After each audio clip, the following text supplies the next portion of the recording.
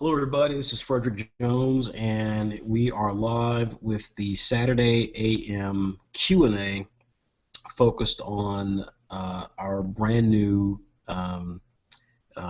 October test flight, which is our amateur competition that we have amongst amateur new manga webcomic creators.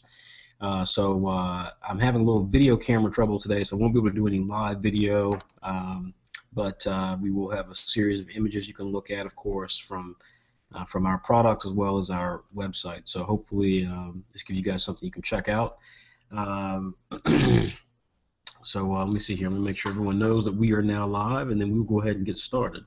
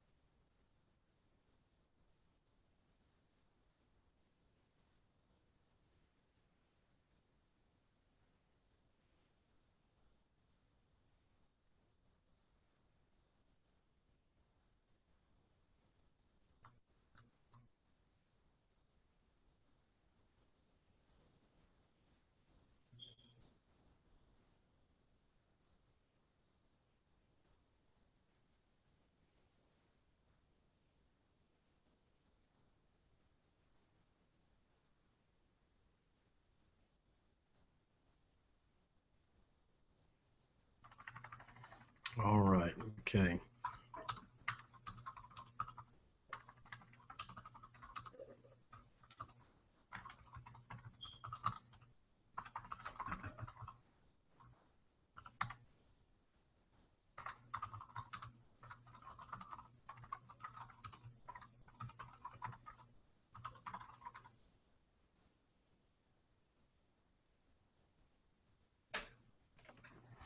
All right, everybody.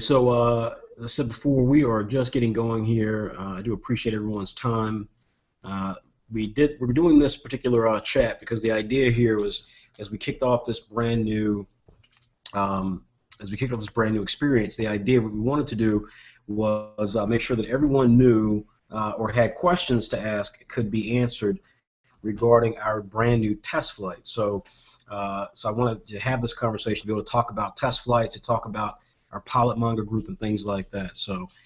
Again, I want to thank everyone for joining us. It was relatively short notice, but again, we're a very small company, so we definitely appreciate everyone's time with this. And again, just to reiterate something I said at the very beginning, I evidently having some camera problems. So normally I hop on camera, show off our great graphic novels that we have that collect some of the series that we've done to date. I'll be showing those on our website here in a minute, but unfortunately that's why you won't be seeing those right this minute. Again, this conversation is mostly just a Q&A. We're going to talk about really any questions that you have. I'm going to run through the rules again for our upcoming amateur competition called Test Flight. We'll talk about any stuff you have related to Saturday AM or Saturday Plus, and we'll also talk about some future things we have coming up as well. Again, I'm just taking this opportunity as we get started here just to drop a couple of notes for all of our fans across the social media sphere, letting them know that we are indeed live. I know it's a bit of a pause here as I'm talking. I do apologize for that, but I just want everyone to know, to have the information that we are actually live right now. So let's see here. Just give me one more second. I'm just going to post a few more things here.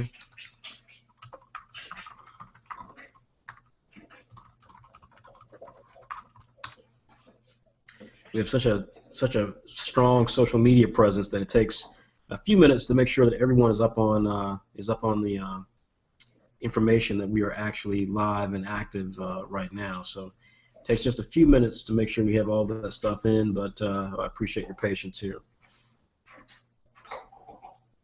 And if you hear that noise in the background, if you've never seen a video before, that is Allie, my dog. So she is a handful. And she is constantly a star of these videos, at least in the background, making noises and stuff. Okay, all right. That's it. We're going to go ahead now and get started. Let me once again introduce myself. My name is Frederick Jones. I am the founder of Saturday AM, which is the digital magazine a la Shonen Jump. We make it every 2 weeks. We're up to currently issue 33, which will be coming out at some point this weekend, no later than Monday. And we're really excited. We've built the idea of manga, reimagined manga for the future. That means characters and creations that feature diverse voices, women, men from different nationalities, different ethnicities from around the world. So we are very proud of our heritage of building a more diverse, more open manga. We're going to be talking about that a little bit in this chat, but we have literally fans as well as creators from everywhere, from Venezuela to Cote d'Ivoire to South Africa to Hungary to Romania to New Zealand to Australia to Russia and so on. So it's something that we take great pride in. Again, we believe that what we're trying to do is more of the future for manga, and we hope to play a big role in that. Our core product that we have is called Saturday AM. It is a digital manga anthology, much like Shonen Jump, our weekly Shonen Sunday. It comes out every 2 weeks. Again, the 33rd issue is due out this weekend, if not on Monday, and features a couple of core series. What you're looking at right now is the cover to issue 33. So this is a big deal for us. It's the first time we've allowed people to check out the brand new cover. It features some beautiful artwork by Andrea Voros, a Hungarian female creator. Saigami is kind of like a cross between Legend of Korra and Inuyasha. It's really, really awesome, action-packed sort of series.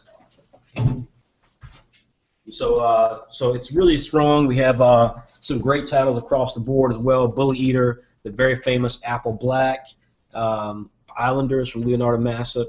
We soon are going to be debuting some brand new titles like No to Heaven, which is kind of like a horror action title, as well as Monster Society of America. The title that is actually in this issue that we just debuted and has been hugely successful is called Clock Striker. We'll be talking a little bit about that here shortly. But I wanted to start off with just some new information, a la the cover for Saturday AM issue number 33. And then likewise, I'd like to show you the cover for issue number 30, for issue 10 of Saturday Plus, and that is the cover for issue 10 of Saturday Plus. That is by Yende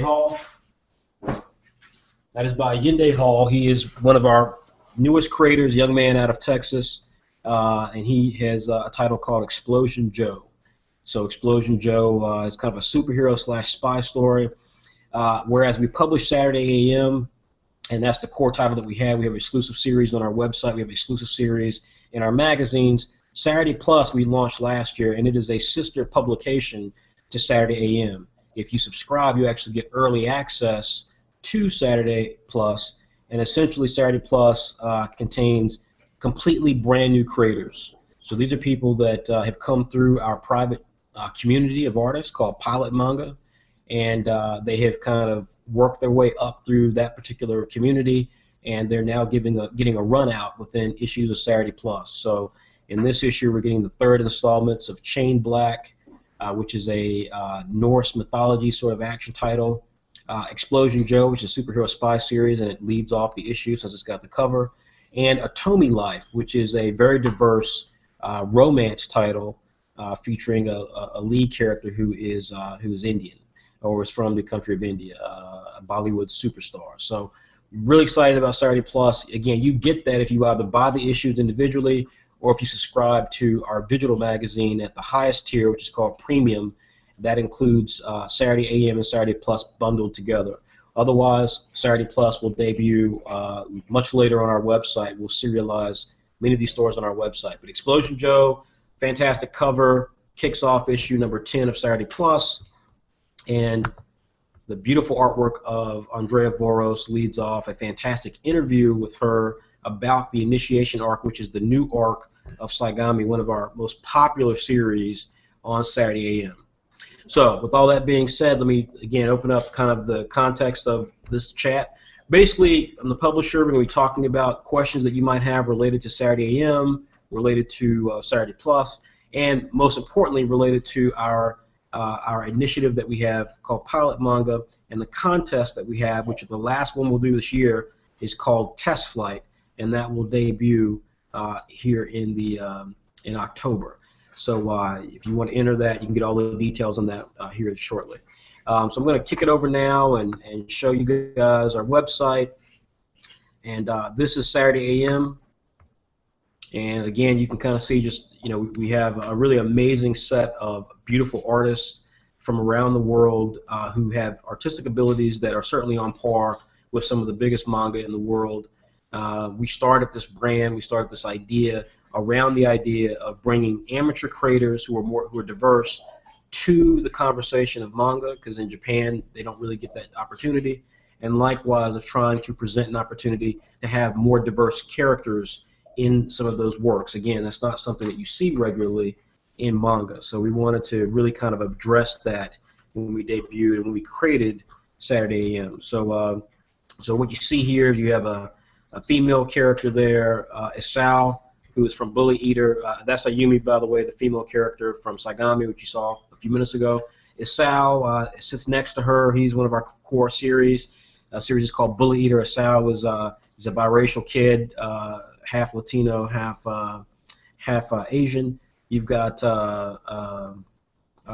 Turbino over there in the Tommy Bahama sort of shorts and shirt combo, who is meant to be kind of a Cuban-style character, and then you've got Sano, who is a character from Apple Black. So these characters here you see on screen are produced by a white female from Europe, a African-American male, a Cuban-American male, and an African Nigerian who produces Apple Black. So again, our diversity is both in front and in back of what we do. If you scroll a little further down, you see that our latest issue, this was the last issue we had before the next issue, which comes out sometime this weekend, Saturday AM issue number 32, features our first African-American lead female character cast, who is the Clock Striker, and that was one of our biggest issues to date. So we're extremely proud of the sort of stuff that we're focused on, the sort of diversity we're committed to, and we've got a lot more coming soon. So definitely you should be able to check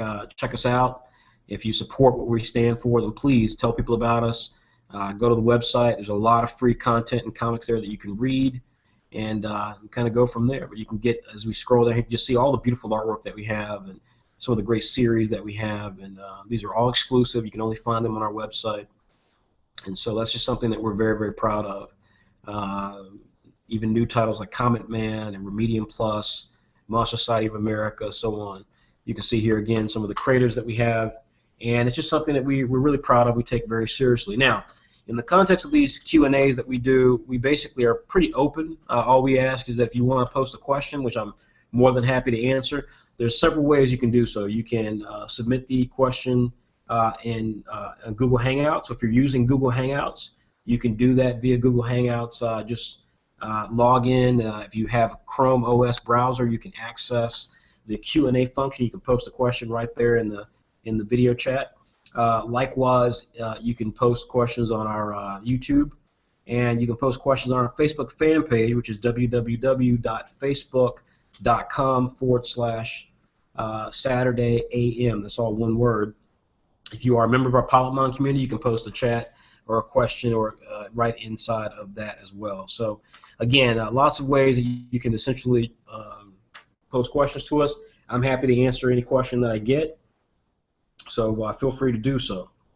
So why don't we start off first and foremost with the big sort of conversation that everyone has, which is in relationship to our test flight community. And so that is, our Pilot Manga community. Pilot Manga is something that we started over a year ago now, and we started essentially with the idea, you can see it's here on our navigation window, we started with the idea that there were a lot of people around the world who were really happy with what we were doing, and they wanted to join our cause. The challenge that we ran into with that, of course, is that we simply weren't set up, and we still aren't set up to be able to house unsolicited submissions. So we get these every day, by the way. Literally every day I get a submission from a young person somewhere around the world who really believes in what we're trying to do and wants to join this or wants to spread the word, and they will want to send their title to us. And the reality is that we simply just don't have the time. We have nearly 37 people across the spectrum between editorial, marketing, YouTube, artists, and so on that we deal with on a regular basis, that I deal with on a regular basis. So it is extremely difficult with the time that we have to be able to then address individual submissions of up-and-coming comic artists. So we created Pilot Manga to do two things. One, to serve as really a place where people could talk about the entire idea of creating a webcomic, because what we found time and time again was that it was very difficult. We found it was very difficult to try to put together good conversations around webcomics because there's so much misinformation. You get a lot of people who either really like comics and they don't really understand webcomics, and so they kind of have a very negative view of webcomics, but they're talking as if they're an authority in webcomics. You have people who've never actually made a webcomic, and we see this a lot. You know, people who constantly try to come across as authority figures, but they've never actually made a webcomic. They don't go out of their way to actually do the work of making a webcomic, but they communicate as if they have. And the problem with that, the problem with all those various scenarios, as well as the people who simply are too lazy to do it. We had one guy who posted a comment about one of our creators and was like, oh, this is really good artwork, and then admitted that they were simply too lazy to do it themselves, which I don't know if they thought that was cute or clever, but the problem with all of those scenarios I just outlined is that the reason that webcomics are not a viable financial opportunity for most creators is that most webcomic creators don't take it too seriously. They view webcomics as a social media, a social network where they can talk about comic books or talk about whether or not Goku could beat Naruto and stuff like that. And they don't, but they can draw as well. So they kind of like use the fact that they can draw as just a means to really kind of, talk about various fanboy, fangirl sort of ideas.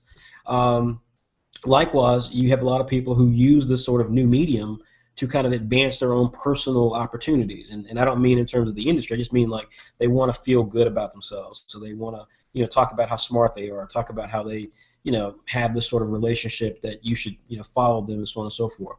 And social media is full of this stuff to begin with, but the challenge with those sort of misinformation or those sorts of just inherent sort of disingenuous concerns is that it causes this very fledgling industry to never get momentum.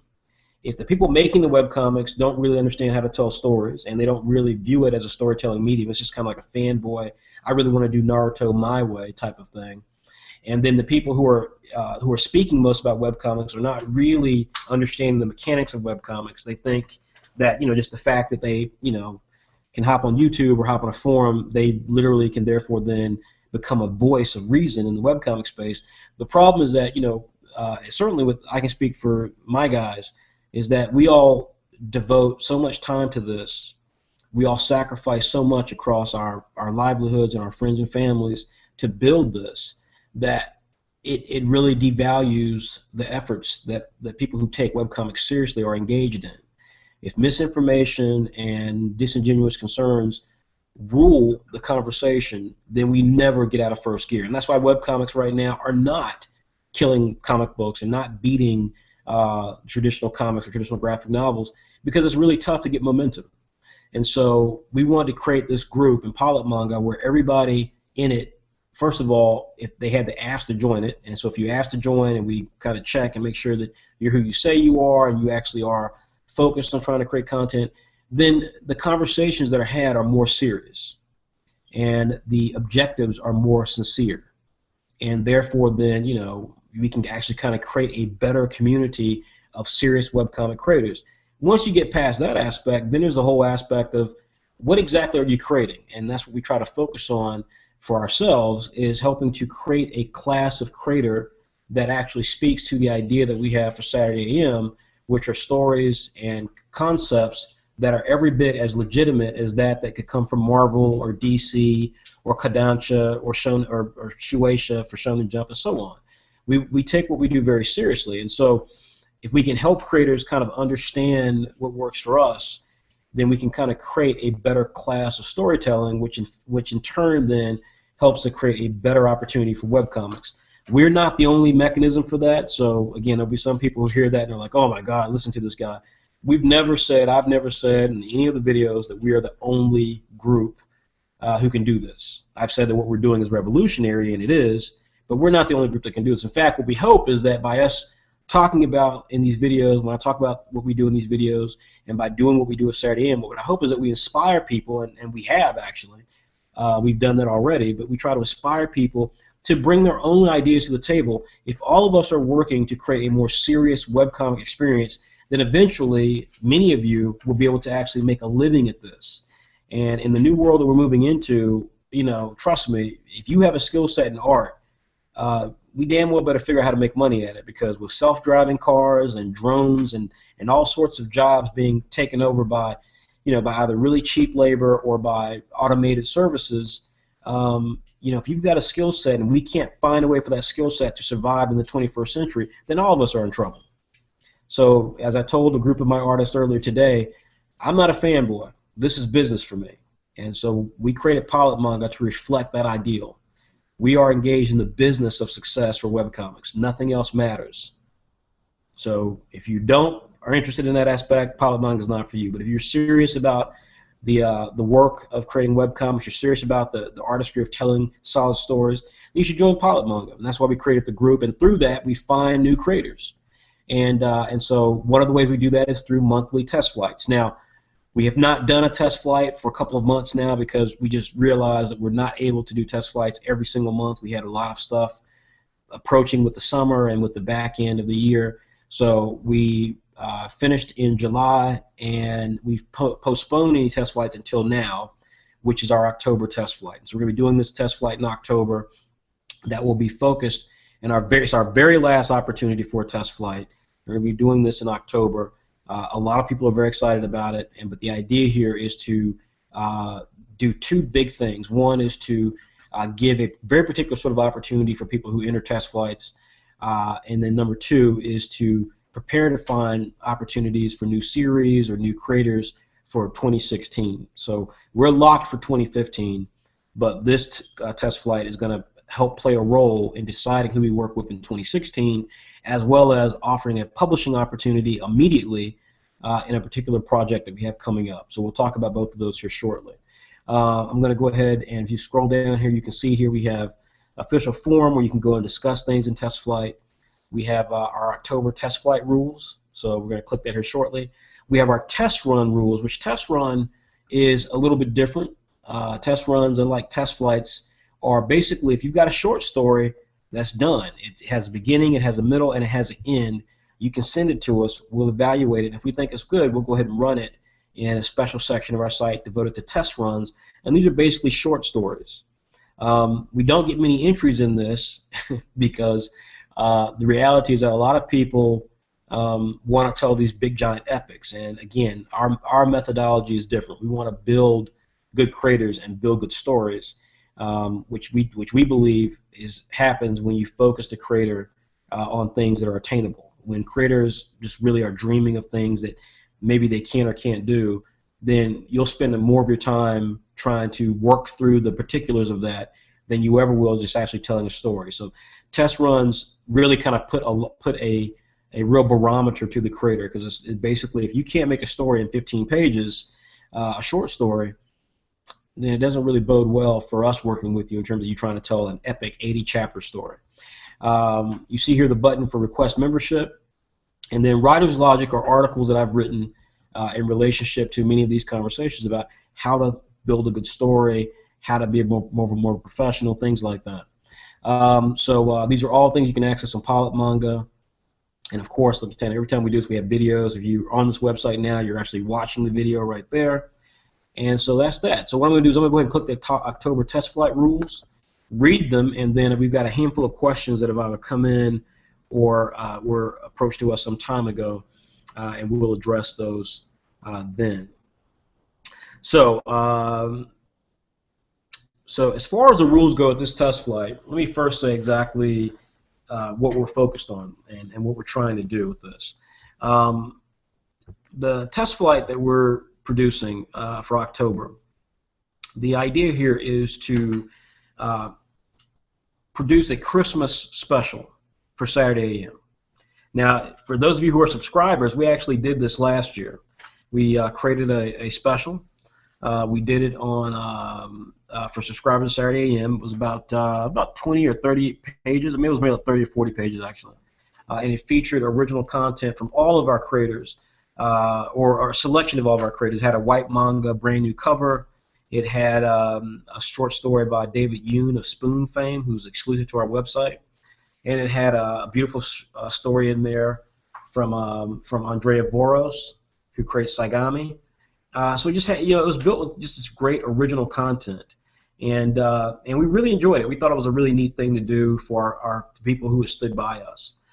This year we want to do something much bigger. We want to do a real big, thick anthology type of collection that includes a huge portion of our creators, and we've grown since then, across website and our digital magazine. So theoretically, there could be a short story in there from Whyt Manga of Apple Black fame, Raymond Brown, Leonardo Massip, Andrea Voros, Christopher Crady, William Brody, and so on from Saturday AM. Then conversely, in Saturday Plus, we could tap up Regina Akora and Allende Hall to do something there. And for winners of this October test flight, we'll be doing the same thing. So you can see here some really beautiful art, really diverse art from people like Kinshaw Michaud, Chitulu Hernandez from Mexico. He's got the image here in the middle. Brandon Treadway, who's a real superstar, we think, who's got an image here in the top right corner. Stephanie Snow Lewis has got this really beautiful anime style image here in the middle. And then, crap, I'm forgetting this young person's name, who's got the beautiful anime style look with the young female character with the white wavy hair. That is actually Noah Webster. So, you can see just here the level of talent we have in Pilot Manga, and these are 5 people out of a group of nearly 400 members. So the competition will be very brisk, we're sure.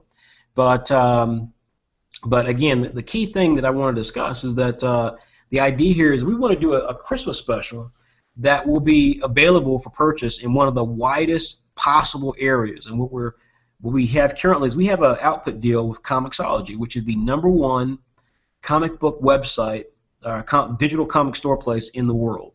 So if you are looking to buy a digital comic from Marvel, DC, French publishers, and so on, you would go to Comixology. We have an output deal with them. We have not exercised it yet. We will be. And one of the things we want to start off with is an approximation of Saturday AM in this very special Christmas edition. And again, it will feature all of our top creators. It will feature a handful of creators who come from Test Flight, and it will feature some of our creators from Saturday Plus. This could easily be 50 plus to 100 plus pages, and so that really comes down to the talent that we get and the creative opportunities that we're presented with. But the idea of having your work published officially alongside of artists like Whyt Manga and Raymond Brown and Leonardo Massip, Andrea Voros, and so on is huge. That's huge.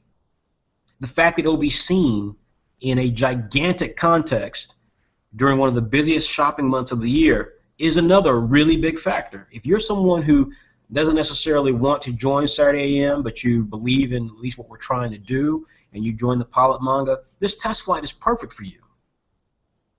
It's perfect for you. You produce the best work you can produce, you submit it, you enter into the test flight. If it's strong, we select it, and then it's there, being seen by millions of people, at least in terms of impressions, on this website, on this storefront, and you have a chance to have your work seen by that group of people. Certainly bigger than the audience that we currently have with Saturday AM, I'll tell you that. So we're really proud of this test flight. We think this is going to be one of the biggest test flights that we've ever done. Very few contests, as you guys should know, from people online like us, actually offer you a chance to get published. Very few. And if they do offer you a chance to get published, very few of them have the sort of opportunity with the sort of built-in audience that we have, and then the very large audience of the Comixology. Few have that opportunity to actually be seen like that. So this is a massive, massive opportunity for creators. And we simply can't wait to kick off this brand new test flight, which is actually kicked off. It is there, the rules are out there, and so anyone who wants to join it can do so. You need to join Whyt Manga or contact us directly if you don't have the access to our Facebook. But this is a huge opportunity, and we're so proud of it. We think it's going to be great. So, with that being said, let's address these rules. And you can see here, we're going to talk about our marketplace here very quickly, and we'll get into the rules here in a second. We also have some questions lined up. Let me take this little commercial break then to discuss our marketplace. So we have recently launched Saturday AM Marketplace. It is not an independent website. It is an actual part of our website. You can see here on the banner, Marketplace. And we created this to do two things. To provide another mechanism for our webcomic creators to make money, as well as to be the premier showcase for apparel and products that have an action webcomic focus. Now, there are other stores, there are independent creators as well who have stores where they sell content. But our objective has always been to provide a spotlight and a shot in the arm of adrenaline for people to recognize and experience action content. And so from that perspective, the Saturday AM brand exists, and from that perspective, we have some of the hottest action manga creators in the world working with us exclusively. So when we created our marketplace idea, what we wanted to do was focus on the opportunity of being able to give a storefront for those types of creators. And so with that, we created our marketplace, and it is awesome. It has shirt designs from so many creators of our current featured creator list between Saturday AM and Saturday and Afternoon WebX. And we're going to be soon opening that up to creators within our Whyt Manga group. So you can see here one of our most popular shirts since we launched. It's called Saturday AM. Keep cool, or keep calm, sorry. Keep calm is Saturday AM. And we actually need to change that name. Just recognize that. This, if you are a fan of The Big Lebowski or just kind of laid back, Doobie-inspired afternoons, this is a shirt for you, my friend. Keep calm is Saturday AM. And that's really how you all should live your lives. You should not be angry. We have a small contingent of haters out there, and many of them need that shirt. They just can't believe we're doing what we do.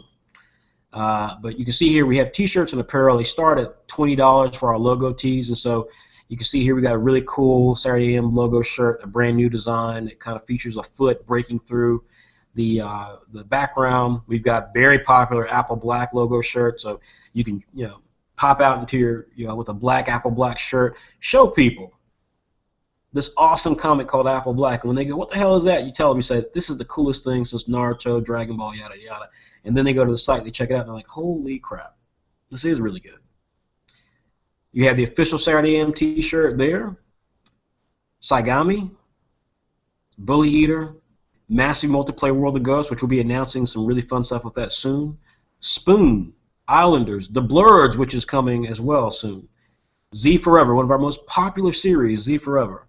Comet Man, one of our best logos we've ever designed, Comet Man. Storybook, and we have more coming. No to Heaven, Remedium Plus, more logo tees. Graphic tees, you can see you've got a really awesome Apple Black image. We've got Saigami.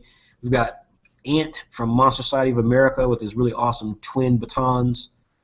We've got another beautiful graphic Saigami image there with her kind of in a red image ensconced in a very kind of artistic silhouette of flame. That's a beautiful shirt. Bully Eater, Fight Hard. Bully Eater, I Eat Punks Like You for Breakfast. These are sort of t-shirts you wear and people just kind of like back off. Got a beautiful Islanders image of Turbino, just a really stark image on a black tee. We've got some really cool images from Oscar Fong, who is a really up-and-coming superstar artist for Remedium Plus. We've got Hero in the Making, the Z Forever t-shirt. This is another very popular shirt. Look at that. Beautiful. We also have Saturday Tanks. These are our graphic novels that collect the first 5, 6 to 7 chapters of many of our series. We just launched at the beginning of the end of last year. Apple Black was one of the top selling original manga webcomics ever on, or not ever, but on Amazon. It was certainly very strong for that first month. And since then, it's gone on to have about 34 positive reviews, or 34 total reviews. I think it's 4.5 out of 5-star average reviews. Saigami Volume 1 is also available. That's doing fantastic as well. It's, again, if you love beautiful art, you want to support female creators, you love strong female creators, characters, and you want to see some awesome action and romance and fantasy and dragons, Saigami. Both Apple Black and Saigami through our store are cheaper than you'd find them on other digital stores. And these are the physical print books. So if you want to experience Apple Black Volume 1, you can do that right now for just $8. That is an amazing price for 200-plus pages of incredible art, fantastic story. And again, if the camera were working, I would show you the book in person. It's gorgeous.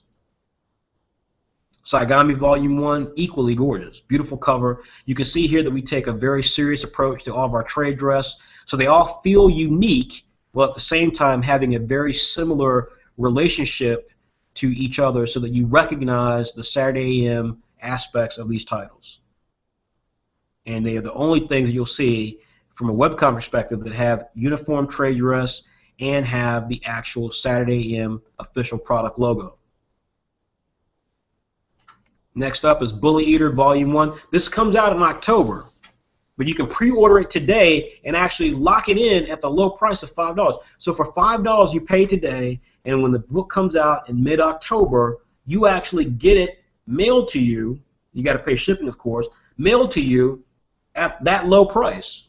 Once it gets ready to launch, it'll be at a regular price. It'll be a little more expensive than that, but $5, you get it. You can't beat that. Bully Eater is one of our most popular titles. You can't beat that. Fun, completely fun, doesn't take itself too seriously, fluid action comedy. Bully Eater.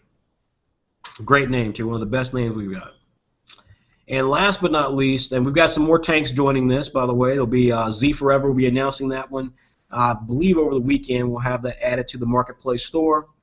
So you'll be able to pre-order Z Forever Volume 1, which has some new content coming to it. Bully Eater and Z Forever both have some original stories that have never been seen before that'll be part of those volumes. So you know, why would you pre-order it? Well, not only do you get some really great amateur art and amateur comics, but you get brand new material as well that you can't find on the website. So there's a real reason to get these books. All of the books have exclusive content, but these are completely brand new stories as well. So this is a huge deal.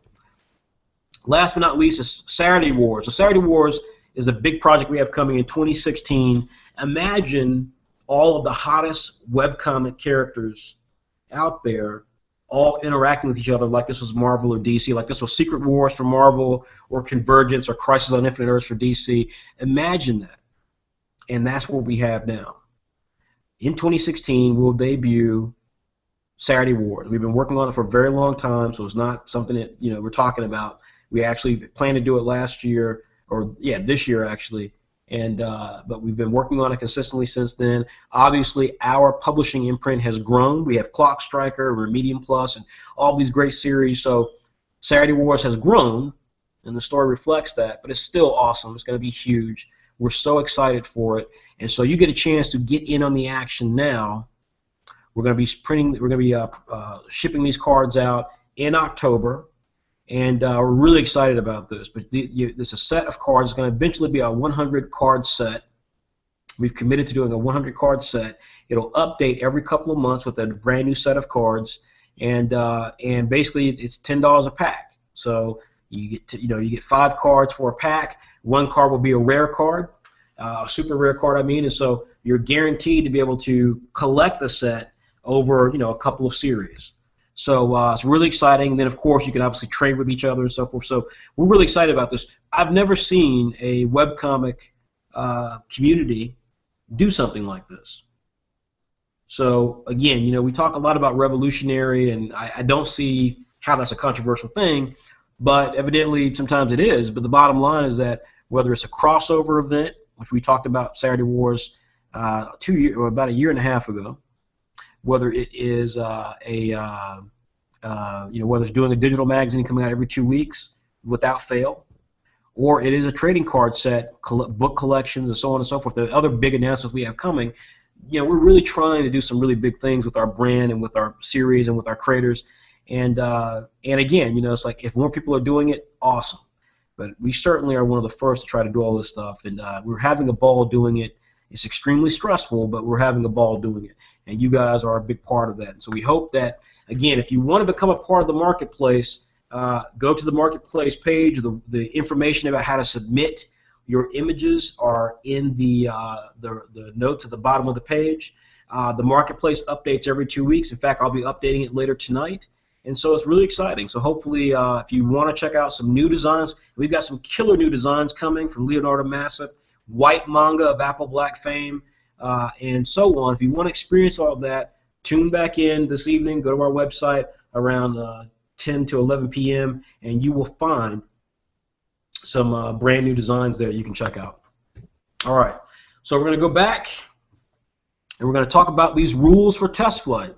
Again, remember, in test flight for October, should you decide to participate, you will have a chance to be published in an official Christmas publication that we will have available for readers, and it will be something available to people for people who subscribe. It'll also be available for people who purchase digital comics through Comixology, the biggest website devoted towards this type of content. Someone asked the other day, will we be doing a print version? And we certainly are looking into it. So again, the October test flight's really important. We hope you guys check it out. The rules. You have to produce a 2-page short story minimum or a 5-page short story maximum. It's that simple. You either tell a story in 2 pages or you tell a story in 5 pages. Not 1 page, not 3 pages, not 4 pages. Either 2-page or 5-page. You can do a cover with that, so it can be 6 total pages of art or 3 total pages of art. But short of that, that's it. Either a 2-page short story or a 5-page short story. That's the first big rule. Now, some people ask, why are we doing that as a means to actually produce this? Why are we focusing on a 2-page or 5-page short story? Again, let me say that we're building a book. We're building a Christmas special. It's a book. Again, there are things we have to think about, like page counts and things like that, and how we arrange certain things. And so, from that standpoint, we simply can't put ourselves in a position where we've got varying content links. We have to have some uniformity. And so for new creators, that's why we're focused on that. So the October test flight is very much like a test run, although it's even harder. So instead of 15 pages, you got to do a 2-page short story or a 5-page short story. The short story content, what can the content be about? Well, you know, it can be about really anything. But the one thing that we request is that it needs to include 3 things. If you want to submit, if you got what you think is the next great manga webcomic, the next great independent comic book, if that's you, if that's what you've got, then in that 2-page or 5-page short story, I need to see 3 things. I need to see the main character and understand the main character. I need to get a sense of who the main character is via the way that that character, he or she, acts in the 2 or 5-page short story. If you have an antagonist, someone who is the villain, it can be the Veronica to Betty. It could be the Joker to Batman. You know, it doesn't matter how much of a villain they are, but whatever the chief conflict is in your series, that character has to appear as well. And last but not least, I need to get a sense of the world. If you believe you've got a really awesome series because it takes place in a world that's kind of like our world but a little bit different, if that's how you're focused, then that's great. But I need to see that. We need to see that in the story.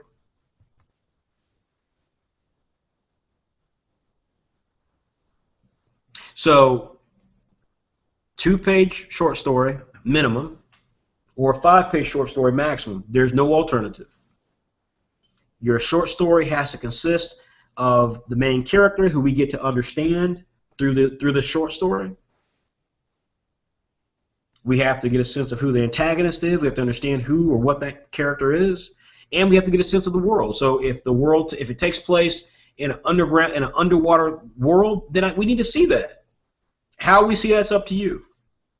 You know, you can have the action taking place outside. You can have the action taking place in their kingdom, but they've then got to travel to another part of the kingdom, so we see them swimming from one building to another. But we need to see the world. I want to see what you've actually built in your head for the series.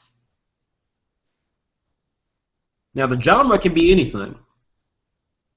Most of the creators that we have focus, of course, on action, so we don't expect to see anything. We expect to see our fair share of action titles. But we also want to, we have a special interest in wanting to see stories that are slice of life, comedy, mecha, and or sports. So we have a special interest in wanting to see those, meaning that if you're presenting one of those, then, we're going to definitely be paying very heavy attention to that. And we'll probably give more commentary about those. Now, in addition to those elements of the short story, we have our normal sort of test flight rule package that allows us to get a chance to see just how you perform in some other areas. So number one, we expect to see 3 pieces of additional original artwork. That original art consists of the cover for your short story. So a cover for your short story. That's a very specific skill set, and so we want to see how you pull that together. We want to see a turnaround featuring either the hero or the villain. And so normally we ask to see both, but in this case, because again, so much effort we're sure is going to be put into telling a good story, that all we're asking for here is that we just want to see your character design. We just want to see what your character design looks like. Character design is a skill set. So when you do a turnaround of a character, that character should look interesting. That tells us a great deal about your ability to actually tell a story. Last but not least, we want to see an ad, and we put the dimensions in here as 728 by 90. In fact, if I scroll down here, this is a good example of a 728 by, actually no, this is not 728 by 90, this is different. But anyways, 728 by 90, that's not it, yeah. 728 by 90 is basically a horizontal ad. Bottom line with the ads, we ask this all the time for the ads, is try to focus on an ad. And again, this is a skill set, but it says a lot about your ability to understand basic marketing. It really does. This is more for me than it is for Saturday AM, but one of the things I always find a bit amazing is when I talk to a young creator who is so confident, and we talked about this earlier in this chat. We get these creators who they typically never do well with us, by the way. They typically end up getting offended or get their feelings hurt. But they're so confident, and they've never actually made a webcomic. They've never actually made a comic book, but they're so confident in what they do. And there's a difference between believing in yourself, which everybody should do, and we certainly try to promote people believing in themselves, and the idea of being completely in a bubble where you don't really have an understanding of things, but yet you're deluding yourself into believing you do, and you have the balls to try to do that for other people, trying to make them believe that you're an authority when you're actually not. Like I said, the danger of that is that webcomics suffer. You have a chance to actually disrupt and destroy someone else's opportunities because you're trying to make yourself out to be something that you're not. And as a result of that, something like an ad is really amazingly simple, but it is amazing to watch people who do not actually understand commerce or marketing struggle with that. It reminds me of when I talk to a lot of these creators, not everybody, of course, but there are several creators I'll talk to, and when I ask them how they intend to make money, they're stymied. They are literally stymied. They're confused. They've never been asked that question. And as I said again to some of our creators today, Saturday M is not a club. Our creators who exist in there are not part of a club. They work. They're putting in work. And so with that being said, an ad again tells me that you actually understand not only your series, but you understand how your series would relate to other people, and you understand that basic connection. So it's not a deal breaker, but it does give me a sense of where you are on that spectrum. Last requirement is a one-page description and or synopsis. One-page description and or synopsis. And that's really simple. Basically, this is all written. It's nothing drawn. We just want to understand, first of all, we want to see a pitch. A pitch. What's the pitch? A pitch is something that is between 4 to 5 words that basically provide a gut level understanding of your series. So if I say to you that I'm working on a story that is Die Hard meets Batman,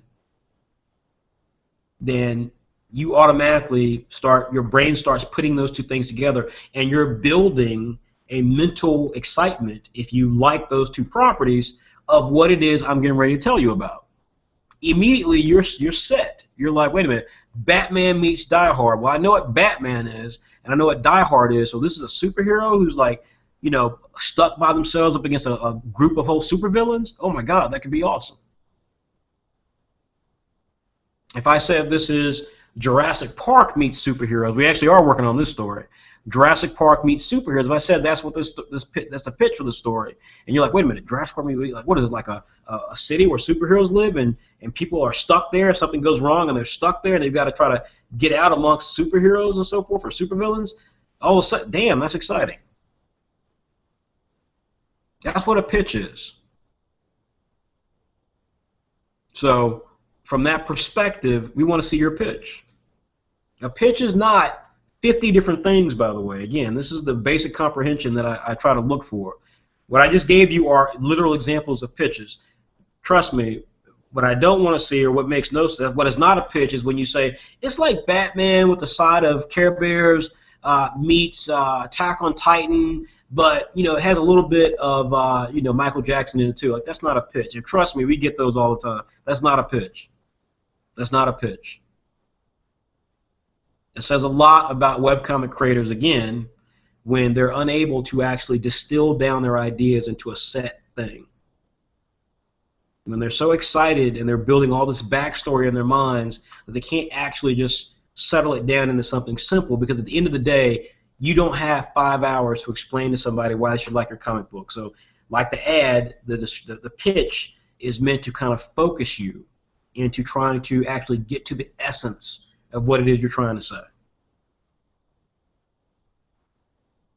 We also, in this one-page description document, we want to see your pitch. We want to see you explain your story's concept. What is the story? Again, this one page, this is not 50 pages, so I don't need to know that Zauron, the king of the old island, I don't need to know that Zauron, the king of planet Djibouti, out in the middle of nowhere, actually is behind the evil foundation of your main character's birth, and therefore what people need to know is that he also harbors a love of milk, and that really is a big deal. It makes him comical. All that stuff is backstory. It's irrelevant. Just get to the plot of what your concept is all about. What's the concept here? Is that it takes place on a foreign planet. A guy was kicked. He was meant to be prince. Then his father was killed. The prince, the hierarchy, the kingdom was taken from him. He's an outlaw, and now he's trying to get revenge. That's a concept. That's a plot. I get it. Makes total sense. All the other pieces of the story don't matter. Just need to understand what the basic concept is. Last but not least is need to get detail of what you would do with your series in a first chapter. Now this is really critical because the first chapter of what you're trying to do tells us a lot about your understanding of trying to tell the story.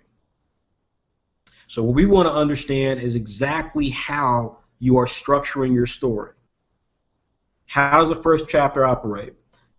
What is the rhythm? What's the sort of ebb and flow of your story that allows that first chapter to actually move?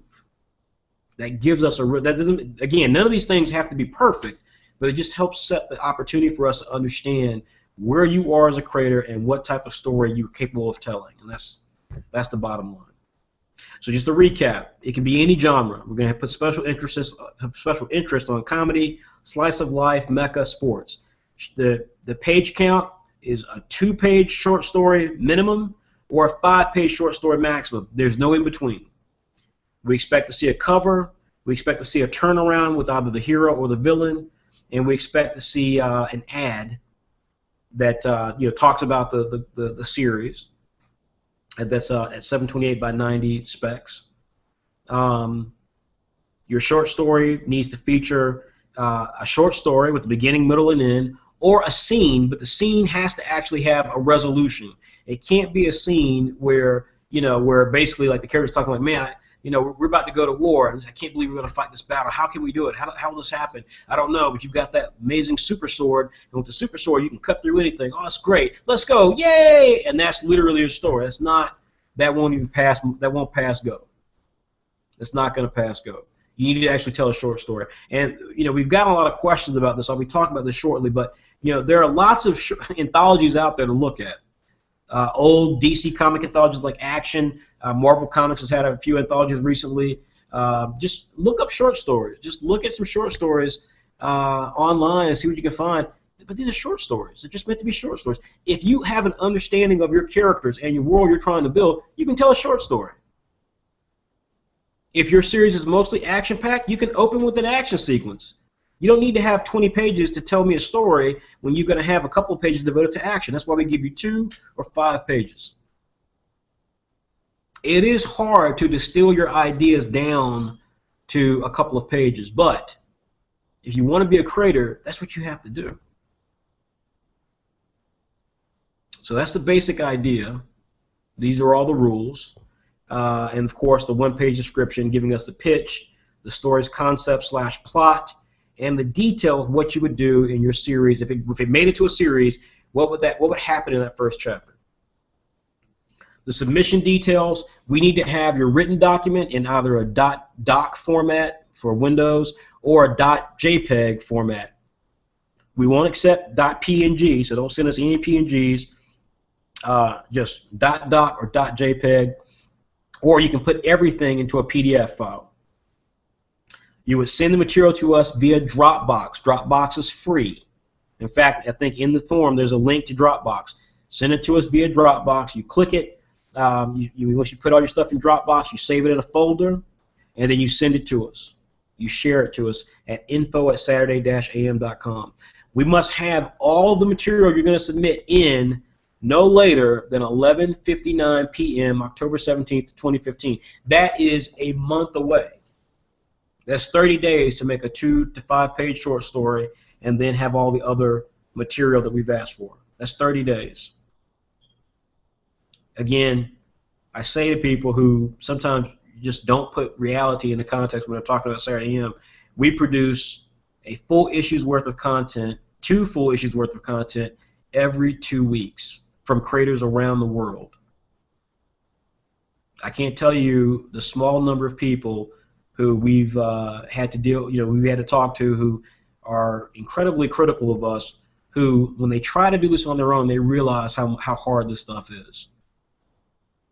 They all of a sudden have amazing words to say about us after the fact because they tried it and they realized, you know what, I was talking crap about Saturday AM, but now I realize that this is really hard stuff. These guys actually are doing something that no one else is doing. Certainly not as consistently as we are. We're at 33 issues coming out every 2 weeks with minimum breaks in between. You don't get to that number. You don't get to that level of consistency. You don't get as good as we've gotten in terms of our content without really hitting our stride. So if you can't hack 30 days, and I think maximum this is about 9 pages of content. If you can't hack 9 pages of content in 30 days, you're probably not going to be able to get into Saturday AM anyways, no matter how talented you are and no matter how much you think that you would actually be doing us a favor. It's just probably not going to happen. So this is the rules. The prize, you get a free digital copy of all of this special that we're producing, which will have exclusive brand new content from some of our top creators like Whyt Manga and Raymond Brown and so on and so forth. And you'll be featured right next alongside of them with our world-class design that we put forth throughout all of our digital magazine issues and so forth. You'll also receive the free basic subscription or 2014 season pack.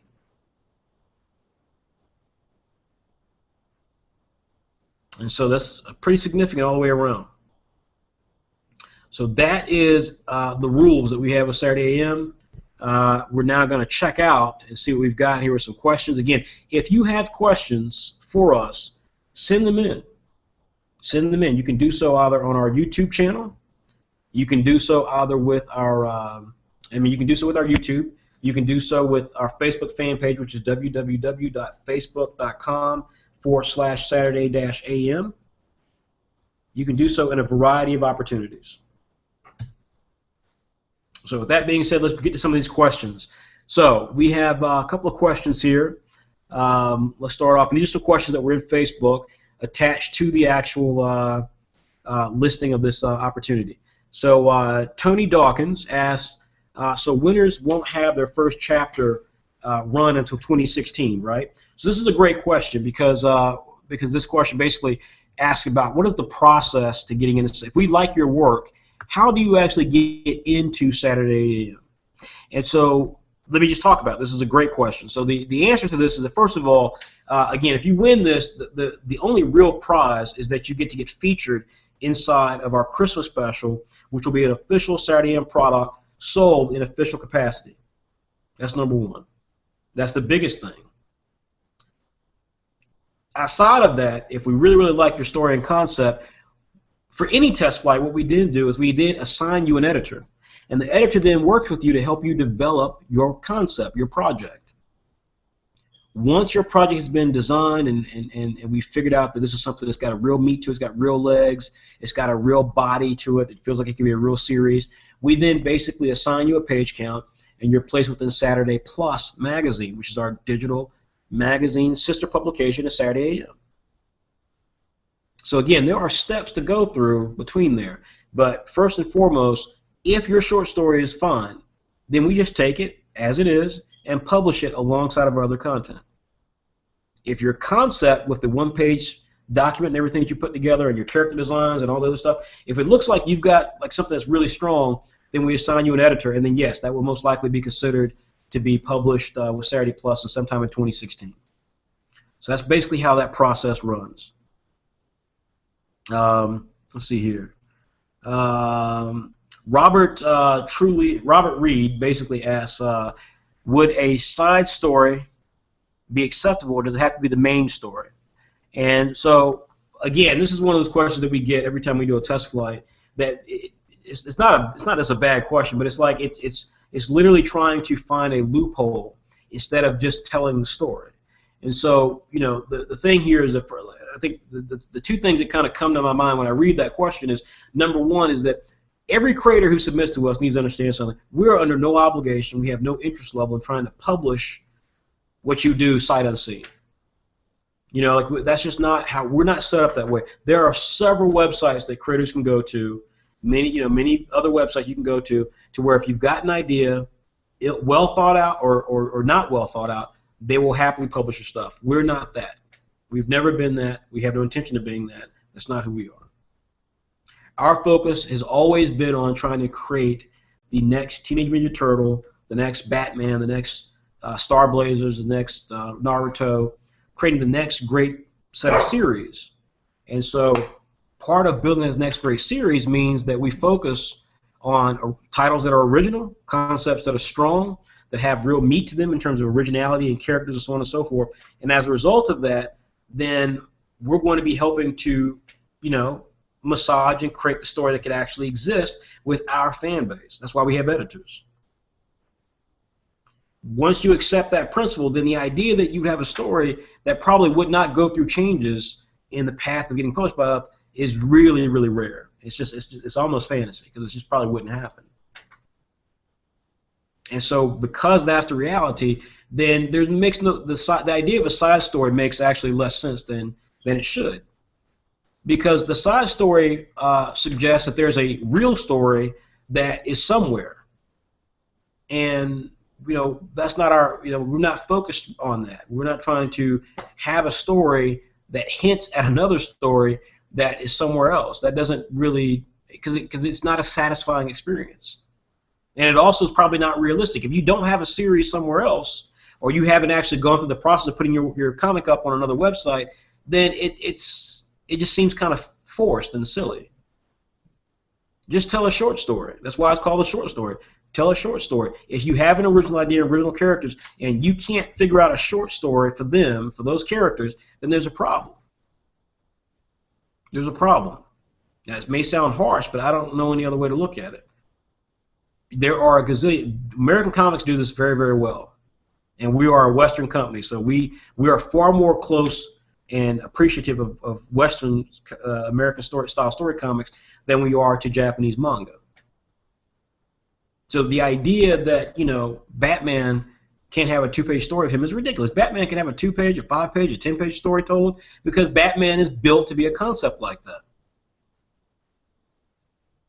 You rarely see this done in manga, precisely because, or to have it be a serious short story, because a lot of times just the manga creators have these long epics in their mind, and they can't deviate from that. They just don't deviate from that. I don't understand it, but again, that's just the way it is. So we're focused more on the Western style. So again, if you've got a concept built, and most of you guys, like I said, this is the first time you've ever done a webcomic or independent comic or anything like that, then having a short story really should not be a challenge. Telling a good story in 2 to 5 pages is a challenge, but whether or not your characters can exist in a short story versus a side story, to me seems really an astronomical question, because, or just a really preposterous question, because it's your series. I mean, it's like it can be whatever you want it to be. And it doesn't exist yet, probably, so it can really be whatever you want it to be. And if it can't be a short story, then there's a problem in terms of the ability just simply to tell good stories. So there's that aspect there. Let's see here. Elijah Duncan asked, does it matter about age to get published? And what we have said before is that we do not publish comics from people under the age of 18.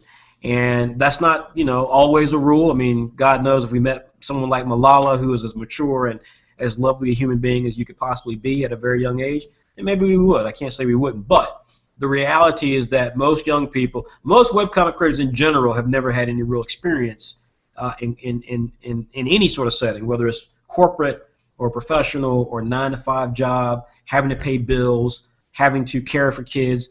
Most webcomic creators don't have that. Most webcomic creators, at least that we deal with, are very young, and they just don't have those life experiences yet. So it's more. This is more a question about life experiences and maturity.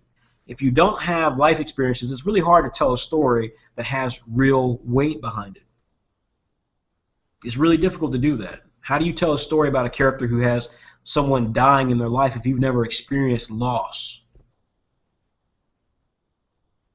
Furthermore, how do you tell a story that has consequences if you don't even have to worry about paying your bills or how to eat each month?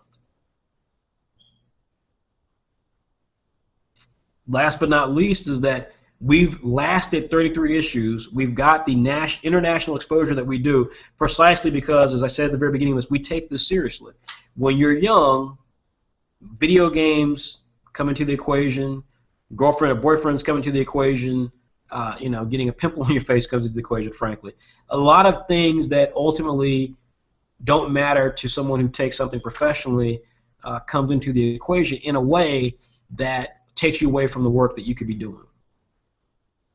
And when you're old enough to understand that this is either your dream or that you've got to put the time in to be successful, then you're prepared to do what it takes to make it happen. When you're not, when you're young, you're invincible. You think you're invincible. You think you've got all the time in the world, and we don't want to be put in a particular position of having to work with a creator that's unreliable. So we tend to focus on 18 and older. That's not a hard, I mean, that's, you know, relatively consistent rule, but again, you know, it could always change, but we just don't go through stuff like that. It has nothing to do with contracts or anything like that. It's just about focus and maturity and things like that. Okay, let's see here. We've got a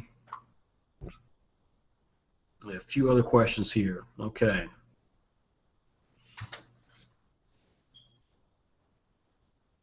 Okay, so we have some more questions here, some good questions. Let me go ahead and get these. So I'm glad to see everybody's asking good questions here. Andrea Voros asks, for the banner ad, should we use images or just words or anything that we want? It can be anything that you want, Andre.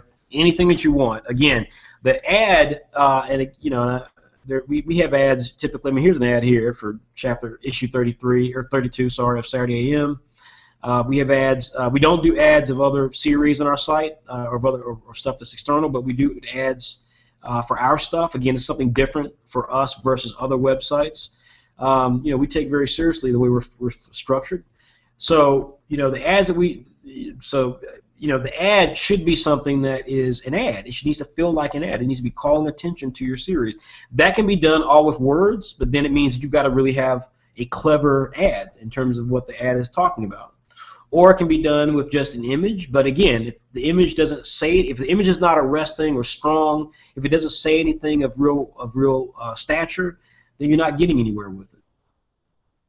So my recommendation is that it should have everything in it. It should have everything in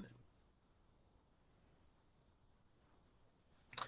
Okay, so that's the question there from Andre Roberts. I'm just loading up the page here, letting you guys look at some. Again, these are all ads. They're not the exact dimensions, but you can see here it's a combination of art, a combination of design. It's got a call to action here, whether it's pre-order now or Saturday AM Marketplace, the official home of Saturday AM merchandise. I mean, it's just, ads are very distinctive things. Okay. Next up, Kinshaw Michaud asks 2 questions. Is the blurred still going to happen, and what's going on with Saturday AM Geeking Out? That's a great question from Kinshaw Michaud. So, first question, the blurs. The blurs are still going to happen. As I said before, I literally engage with so many different things that it's been really tough to kind of get the blurs launched. The blurs is a comedy series. It's going to be a comedy series that we produce that will be kind of like a Sunday morning strip. So like Peanuts or so on and so forth. It requires a certain type of, just a certain sort of je ne sais quoi. So scripts are done. I've actually written quite a few scripts for it. We're trying to do something with a particular creator, and I just don't think it's maybe the right fit for it. So I'm looking to take it to a different direction. And so that's pretty much all it is right now. It's just it's going to be a comedy series. I can't tell you when it's going to launch, but it is going to launch in the 4th. It'll launch sometime between now and the end of the year. So that's all I can say right now.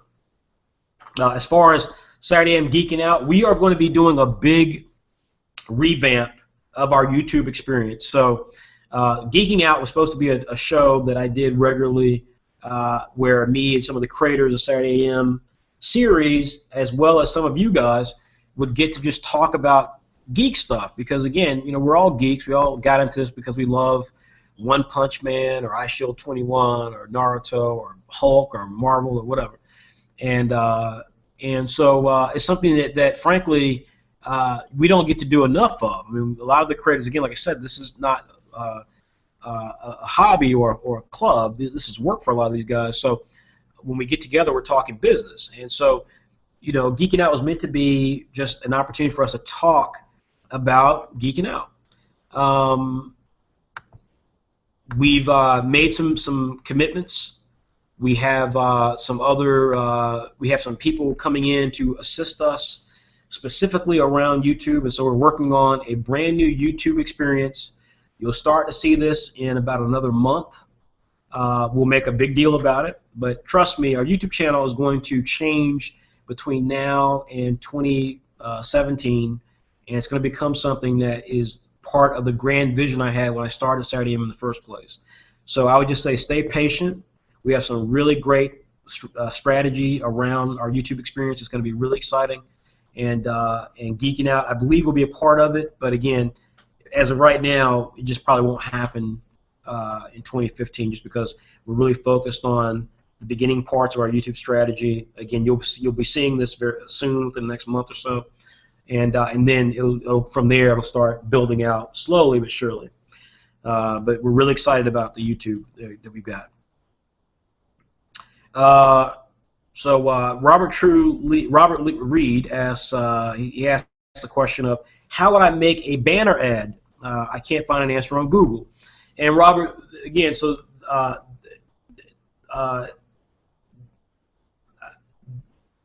trying to think of the right way to say this.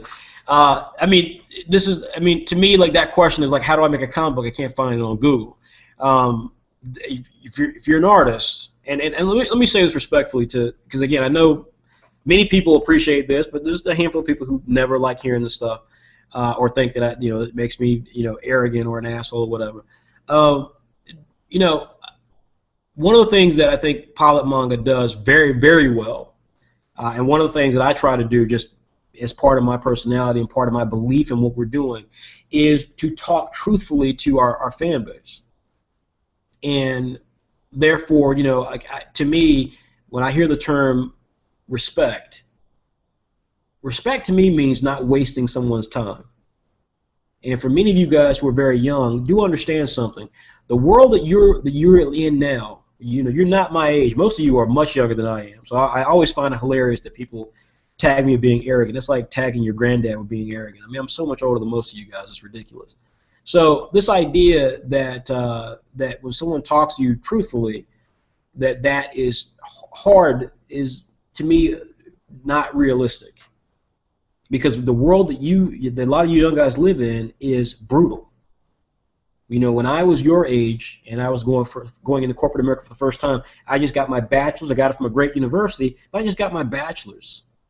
I didn't have to go get my master's. I didn't have to get my PhD. I didn't have to go through all of that stuff. Nowadays, you kind of have to.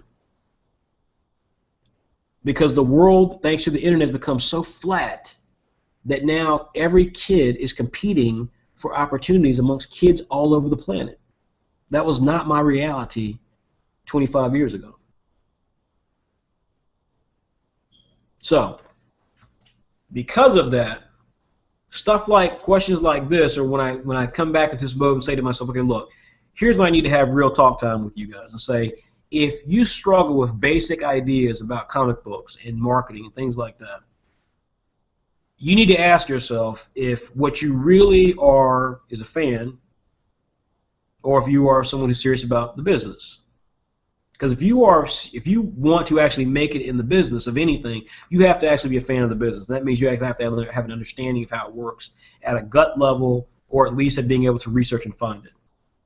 Making an ad I don't have an answer for you making an ad. It's just making an ad. It requires a bit of design. It requires a bit of creativity. Some tools basically for design and creativity in terms of what goes in the ad. But this is not something you Google. The dimensions are there, 728 by 90. So you've got a block of space. There are a ton of websites you can go on and literally make I do it myself, and I'm not a designer in our company. I can do some coding, but I'm not a designer. But I make ads all the time. All those social media ads you guys see that we produce for Facebook and Instagram and Twitter and YouTube and yada yada, those all come from me. So respectfully, again, to Robert Reed, Robert, that's not a question that I really think has to be answered. I mean, either you have that in you to understand what that makes it make an ad, or you don't. There are plenty of places for you to go look to find an ad. And so, if that's something that you struggle with, then I'll say again respectfully, there comes a point in Whyt Manga where we say to people, you're not a writer or you're not an artist. We see this all the time, particularly with writers. Guys who come in, they found an artist out of the Philippines or something like that, and we task them with writing a story, and they can't do it. They can't do it, and the refrain I hear over and over again is, well, I need an artist. And if you tell me that you need an artist for a story you're writing, then you're not a writer. if you tell me that you're a writer and I can't find a blog that you regularly maintain, then you're not a writer. You can be a lot of things. You can be a letterer. You can be an editor. You can be a social media expert. You can be a designer. You can be a a PR person. We are looking to get help in all those areas. But this idea of constantly having like, well, I want to be a comic creator. I can draw myself. You guys don't know this. I can draw myself. I could be one of the creators that we get all the time on Saturday Plus or Saturday AM, trying to be an artist, a comic artist. I've got great ideas. I can draw a little bit. I can draw. The reason you all never see my artwork is because because very early on in my life I was realistic enough to go, you know what, I can't draw that good. Not only can I not draw that good, I'm not interested in spending the time to try to draw that good. There are other things that I can do to play a role in the industry that I love versus trying to be something I'm not. And so we see this all the time. There are a lot of guys out there who are people who've got some skilled drawing, and their skills, frankly, are about as good as mine. That does not make you become an artist. And so, like I said, little stuff like questions like this right here, to me, it always gets in the back of my mind. That's not saying that Robert Reed's not a great artist. I don't know Robert Reed's art. That's not saying Robert Reed can't enter the contest, but these types of questions always just sits in the back of my mind and says, okay, I don't know if this person is seriously going to actually have a talent to succeed at that. And again, to me, respect is saying that versus trying to make you believe in something that's actually not true. I've got too much corporate experience in the realm of comic books and video games, things like that, to actually know that time is money. And in your generation in particular, time is money. So spending time pursuing something that you actually are not very good at when you could be doing something else that actually could be something that could work out for you just makes no sense. So, Robert, I don't have an answer on how to make a banner ad. If you are an artist, you can make a banner ad. If you're not, then you're going to struggle. Kinsho Michaud says, this may be a touch subject. I think he means touchy subject. But I pre-ordered Bully Eater and read some of the Apple Black views, and there were some complaints about pixelated page quality. Will that be a problem? Will that problem be fixed in the Bully Eater tank? And Andre Roberts actually spoke, and I appreciate Andre speaking to answer Kinsho's question. But Kinsho, yes, that again, I wish I could show you in the camera. The camera's a little broken now on my Chromebook, but yeah, we addressed this a long time ago, and I addressed it in the last video chat. Again, if you look at any of the video chats where I've shown copies of the books, they look perfectly fine. It was our very first book. We produced it in December 15th or 17th of 2014, right before Christmas, and there were some issues. Like most first-time publishers, there were indeed some issues that we ran into. We were very upfront about it. We apologized for it. We went in and fixed it. Whyt Manga did a lot of heavy lifting and fixing it and so forth. As I said before, we have 34 positive reviews of Apple Black. It is still one of the best-selling original manga webcomic titles on Amazon. And with all that being said, unfortunately, there were a few copies that made it out that we corrected immediately, fixed, and tried to rework with the creators to fix it. The people who have complained about that, and there's a small list of those people, I've mentioned them before, I don't feel the need to mention them again, they all have something in common. They all either were part of Whyt Manga and were kicked out, they've all kind of joined with each other, they've got little, they've talked a lot about us. They, for whatever reason, they have kind of a negative opinion of Saturday AM, of Whyt Manga, of me, and I don't condone it. I don't think it's a fair assessment. The book still sells. You can see out of 34 reviews, our average rating is 4.5 out of 5, which is extremely positive review rating on Amazon. But some of the negative comments, was one guy named Benjamin C. or whatever. I think he might have been a Whyt Manga. I'm not sure, but the stuff that he said was so specific to Amit and some other people that it just struck me as perhaps a lot of these guys all know each other and they've all communicated. So this was kind of like a hit job, gotcha guy type job. So I wouldn't take those reviews seriously. Again, if you go talk to some of the people in Whyt Manga who've gotten the book for free because they won previous Whyt Manga contests, or if you've seen the videos I've done in the past where I flipped through the books and so forth, there's no pixelation. There's no, I mean, these books are perfectly fine, and so Bully Eater will be in the same boat. And again, whether or not you like the content is a fair assessment. Whether or not the book has a few minor issues there is something you absolutely can bring up to us, and if we can fix it, we will. But to hold us to some impossible standard of basically, hey, this independent comic publisher's first time out, they produced a book that was kind of like, I got a copy, it was kind of splotchy. Some of the images were kind of pixelated. It is really amazing to me. That's a really amazing, extraordinary negative comment. And I'm not saying that's you, Kisho, but there are a lot of people who watch these videos, and they by now know that I'm very upfront about these. I find that the sort of internet anonymous hit jobs to be amazing. This guy, Benjamin C., who wrote this really scathing, very pointed thing about Whyt Manga and myself and yada yada.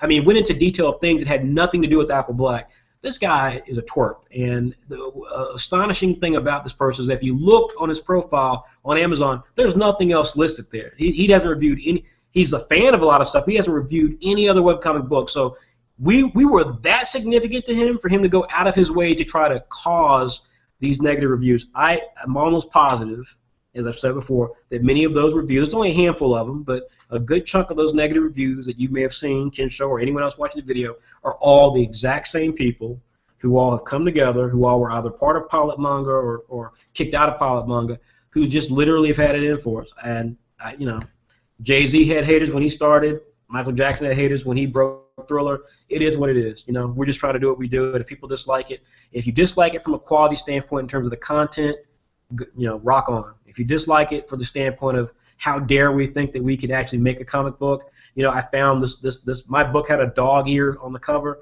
You know, get a life. That's ridiculous. But good question, Kinshaw. Tony Dawkins is asking us, is it absolutely necessary to have the villain in your short story if the story is a bit more comedic? Well, as I said before, the question here, Tony, is what type of story is it? If it's a slice of life, if Betty and Veronica and Archie are both heroes, and they are, well, they're also kind of villains to each other because they both are trying to steal Archie. So, again, I'm not here to dictate what your story is about. I'm just saying that we want to see the sorts of conflict. We want to see them in the short story. There are a million ways to do that. You can look at Breaking Bad and all the times that Walt interacted with characters that were actually good guys, but he interacted them with them not knowing that Walt was actually the bad guy.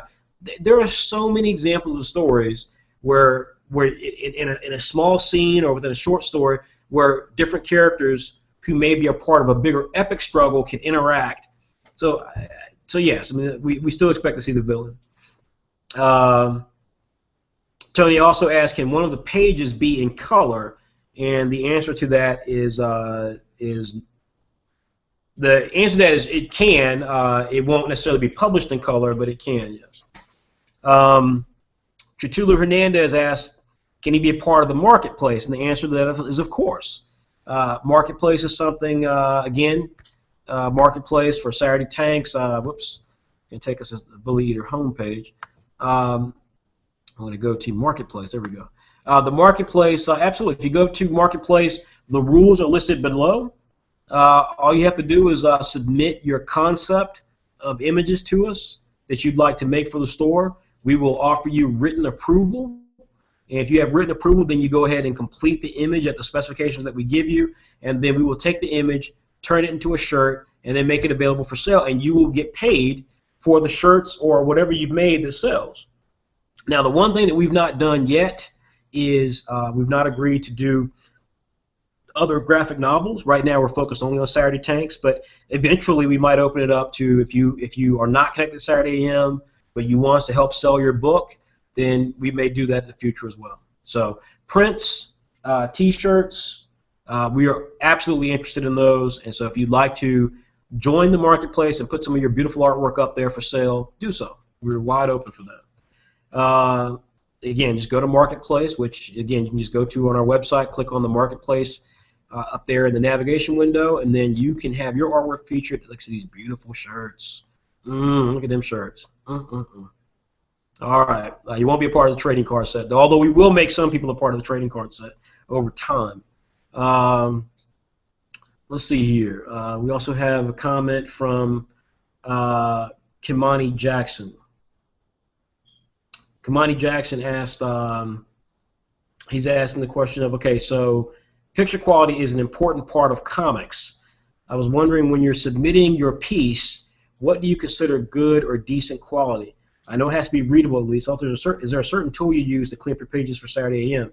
Okay, so the question is regarding how much do we value good or decent artwork quality? And my comment to that is that, obviously we value it very heavily, but I think one of the things as well that I try to, that Pilot Manga, I definitely make this a priority in Pilot Manga, is to shed the arrogance. Like I said, because again, I'm old, so I know what arrogance looks like, and it's not trying to run a business like I do, but it's when you have this mentality that everyone else is stupid, and that is arrogance. And so when you see creators, and I've seen this a lot, where creators are like, they'll talk to people and be like, well, I don't like your artwork, it's really bad, or your artwork's not that good, and they basically try to hurt or harm another person's self-esteem just because it makes them feel good, it makes them feel like they are important or something. That's arrogance. So I say that to say that good or decent quality is just artwork that suits a story and advances the story. That's all it is. You do not have to look like Raymond Brown or Whyt Manga or Andrea Voros. You don't have to look like that. We have artists like David Yoon, who does Spoon. David is one of my favorite creators, easily one of my favorite creators, because I grew up in an era in the 1980s where comic books came in all stripes. You had Fred Hembeck, who did these books for Marvel. You had Sergio Aragonis, who did Gru. You had Stan Sakai of Usagi Yojimbo. You had the guys who made Teenage Mutant Turtles, Kevin Eastman and Peter Laird. None of these guys have art that looks like Whyt Manga or Andrea Voros or Raymond Brown or Leonardo Massip and so on. None of these guys do. And they are legends of comic books. Bob Burton of The Flaming Carrot. Peter Baggy of Hate. The world is made of beautiful artists out there. All of varying styles. Mort Drucker. Wally Wood. So, you don't have to draw any particular way. All you have to do is create content that advances a story. As long as you are committed to advancing the story and telling a good story, we're committed to taking your work seriously. That's all that matters. As far as a tool that cleans up the pages for Saturday AM, that's an excellent question, Kamoni. I don't have the answer for that because I'm not the artist. I'm not the designer. So what I would say is that I know a lot of the artists that we have use Manga Studio. A lot of them use Adobe Photoshop or InDesign. So I think you can't go wrong with either one of those. And we had a code some time ago for Manga Studio where you can get it for $15. I would say that again, part of Pilot Manga and the idea of being a serious amateur creator is that you should be serious enough to invest in what you want to do. When we made Saturday AM, we made our digital magazine. When we produced it really cheap. You can subscribe to Saturday AM, you get 20 issues, which is unheard of, for $5 a year. That's unheard of. That's just unheard of. No one does that. And everybody thought we were crazy when we said that's what we were going to do. 20 issues for $5 a month. I'm on the subscribe page right now. And by the way, please subscribe. But yeah, people thought we were crazy. Basic subscription for $5. The thing about it, though, is that our thought was really simple. If we could convince you that instead of buying a Happy Meal or a Starbucks latte to just give us a chance at $5, then we could be successful. So we put our efforts into making a quality product at a particular level. And now we have subscriptions that sell for $25. We have T-shirts that sell for $22 or $20, and so on. Trading cards that sell for $10. You have to invest in what you want. If you want to be a part of Saturday AM, there are lots of free subscriptions that we give out, but You pay $5, you know you're getting the issue, you know you're getting those subscriptions in, and you have a chance to actually see what we produce. I'm always amazed by people who don't actually subscribe to us. They've never actually read our comics, but they want to be a part of us, because that's the height of hubris. That's the height of arrogance. Why would you want to be a part of something you don't even understand what it is? Conversely, why would you want to create something when you don't understand what it is? And if you're going to create it, how would you want to create it and not have the tools to do that? So there are lots of programs out there. There might be a few free ones. You'd have to ask some of the artists about that. Again, my experience is that most of the guys use Manga Studio or they use Adobe Photoshop. And in both cases, you have to actually, pony up and buy those. So yeah, I would say, that's the key element there. We have a couple more questions. Let's see here. A couple more questions. Let me go to John Mendoza. Actually, we got a few questions here. Okay. John Mendoza is asking, when will the next test run start? And John, the test run has never stopped, so it's always been active. If you want to submit a test run, just send it in. Follow the rules. Just click on the pilot manga page. Go to July test run rules. Click on that, and you'll have the rules for submitting a test run. Elijah Duncan is making just kind of a general comment there. So he's looking for an artist. So someone wants to, in pilot manga, someone wants to be an artist for Elijah Duncan, feel free to do that. Tony Dawkins is asking a general question about getting the Saturday M logo. Tony, it's available in so many different places. Just Google it. You should be able to find it. And let's see here. We have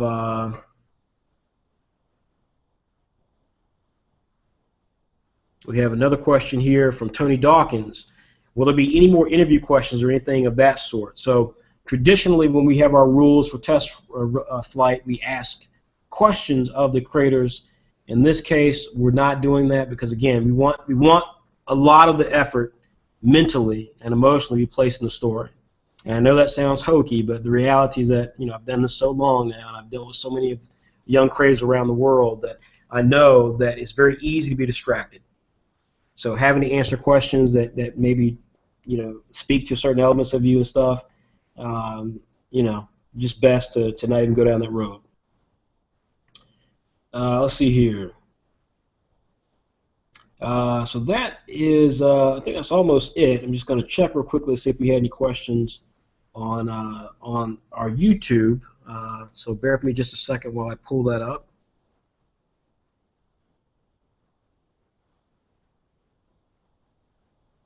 Bear with me just a second here.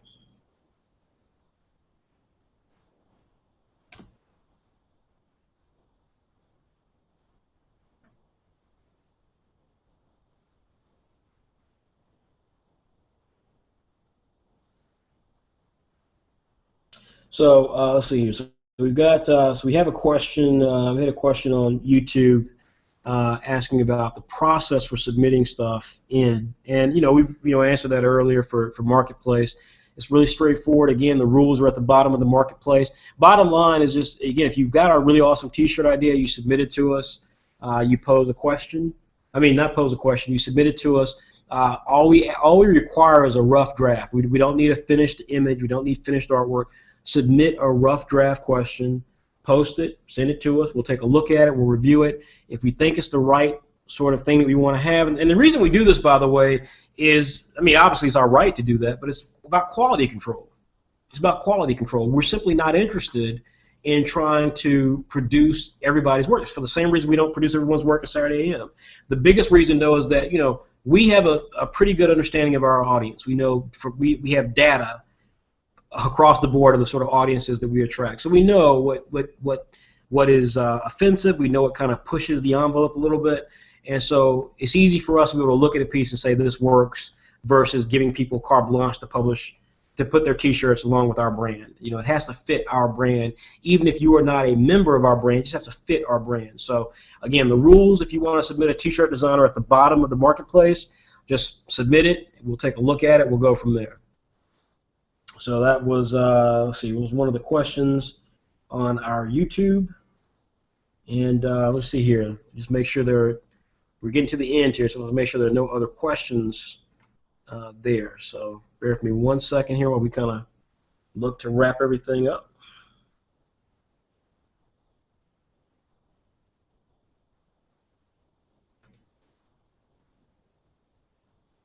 Again. Okay, let's see here.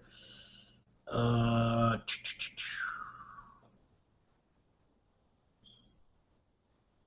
hmm.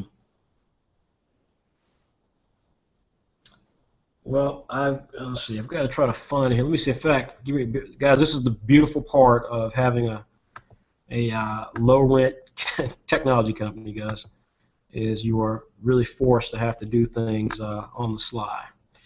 So I've got to actually access another part of my exquisite database here of electronics to find YouTube questions, because if I try to put it up on my phone, there's a good chance I'll disrupt the video. So I'm going to disable the screen share that you guys were enjoying, just so I can go and check YouTube here. It's really stunning how awesome our technology is. Let's see here.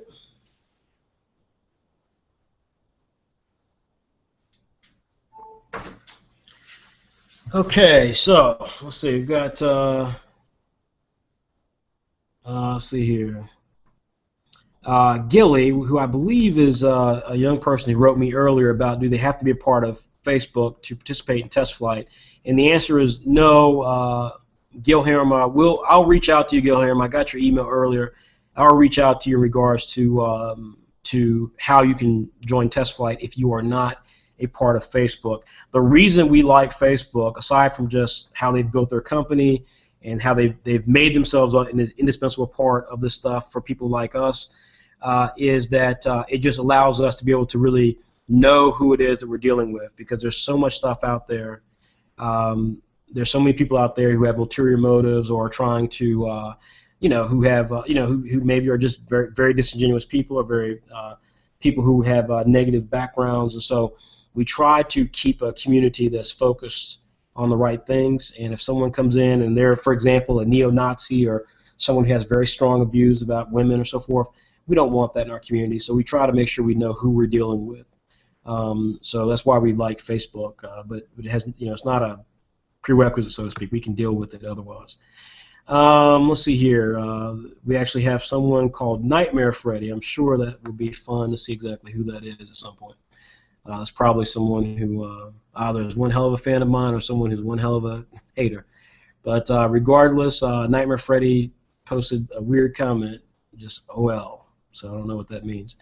So that's YouTube. On Facebook, wrapping up our Facebook stuff here, there's a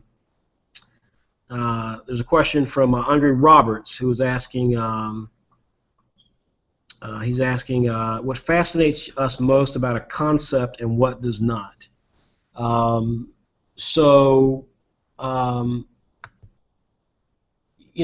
In terms of what fascinates us most as a concept, I mean, there's not really an answer there. There's not really an answer there that I can give. I think what I would say is ultimately, at the end of the day, more than anything, good concepts have truth to them. They have to deal with something that is inherent in the relationship of humanity and how they interact with each other, how they interact with a great threat. When you look at something like Walking Dead, the reason Walking Dead is so successful is that, and it's so successful across the board, is because it deals with characters. The zombie crisis is the backdrop. It's not the story, it's the backdrop. The characters and how they interact with each other in this extraordinary situation is where all the drama comes from. So much so that the zombies have almost become kind of the more mundane enemies in this world versus the other humans they have to deal with. When Naruto was at its strongest, in my opinion, it is when it dealt with Naruto being a character who was not very powerful, who was hated and despised by his other kids in his class, and had to kind of struggle with trying to have purpose in his life. That was, to me, one of the strongest. It's the reason why Naruto, I think, is so much more popular around the world than One Piece, and it's something that really rivals Dragon Ball Z in terms of international fame, is because it's something that's inherently human and inherently understood by kids of all ages. No matter where you are in the world, kids get this idea of not being the smartest person, of not being the most talented, of not being the best looking, of being someone who's being someone who the other kids' parents tell the kids not to play with because, you know, maybe you don't come from a good home or there's something about your past that people talk about. There was something so inherently powerful and human about Naruto. Peter Parker, Bruce Wayne, I could go on and on about good stories that deal with heart and character and humanity. That's at the core of what excites me. Because that, at the core, is what actually will make a series. We have said no to so many artists who are really, really damn good, who are amazingly good, who are better than some of the artists that we have as featured artists. We've said no to so many of these guys because they don't have a story that actually has any merit to it.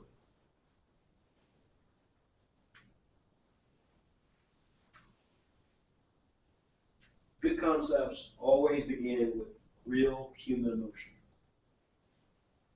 The backdrop is irrelevant.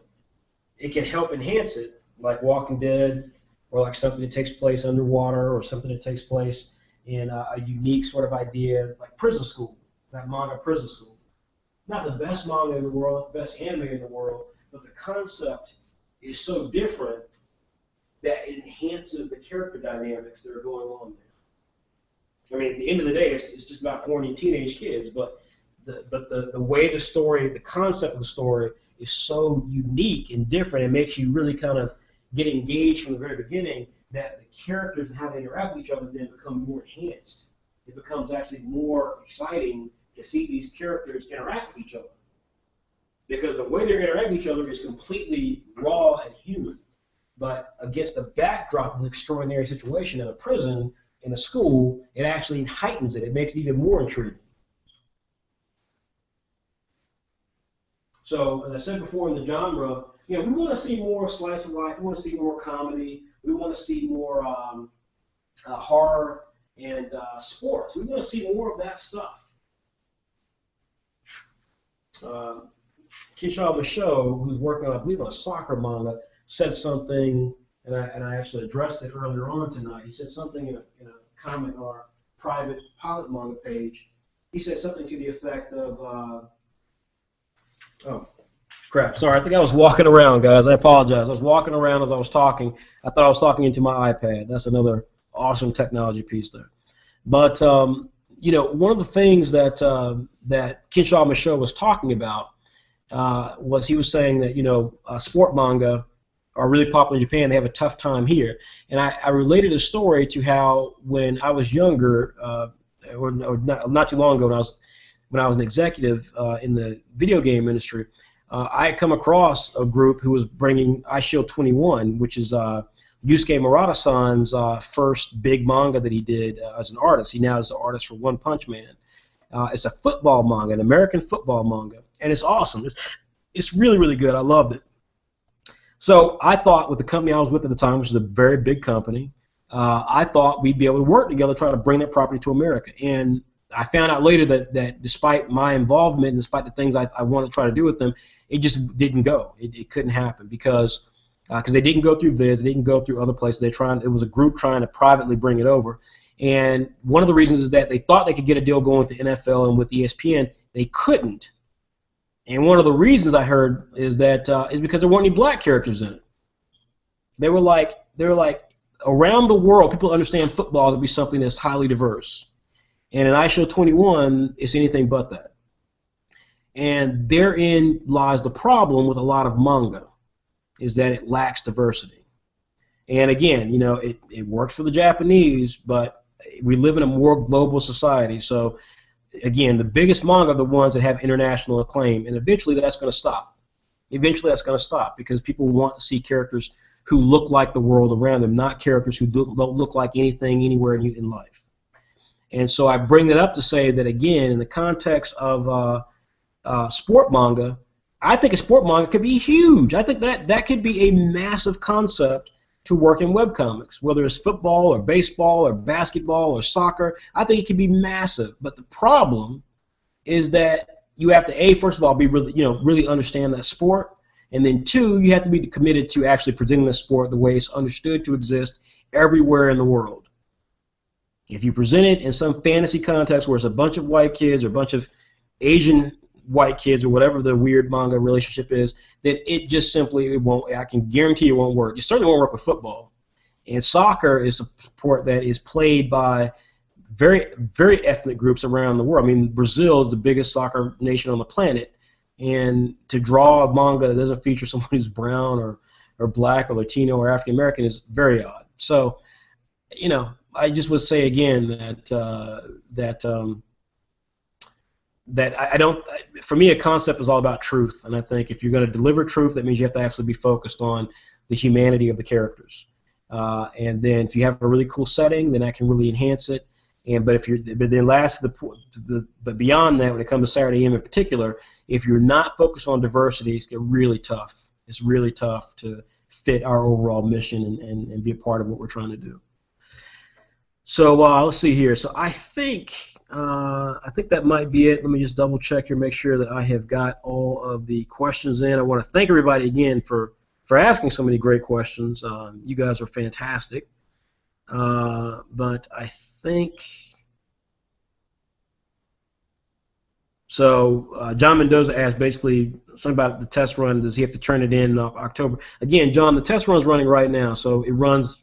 It's open. It's just open submission. So if you want to submit it, submit it. You submit it whenever you want to. There's no time limit on a test run. As far as our pilot manga community, I don't think we have any more questions from there. I think that was it. So, yep, that appears to be it. I'll just double check, make sure that's it totally. Yep, that's it there.